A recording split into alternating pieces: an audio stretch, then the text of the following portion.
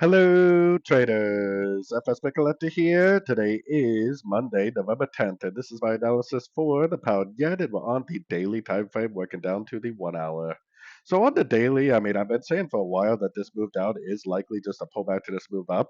We're about to get the break of structure, which I think will confirm that that is true. But it definitely looks like a possible A, B, C pullback, and we're probably going to go back up and retest these highs. We are definitely looking for the end of this wave B, but until we get a break of structure to the downside, there is definitely no reason yet to say the wave B is over.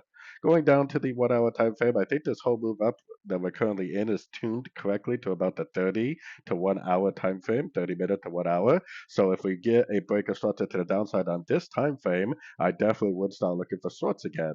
If we do not get a break of structure to the downside on the 30 minute to 1 hour time frame, then I definitely would continue to do nothing but look for longs every single chance we get. We are approaching a pretty important structure. It possibly will end up taking out these highs and then making a more significant pullback, but we do not really know that that is true. And I definitely will continue to trade with the trend until we get a break to the downside on roughly the 30 minute to 1 hour time frame. So, anyways, don't forget to check out my website linked over here in the corner. And as always, thank you for watching and happy trading.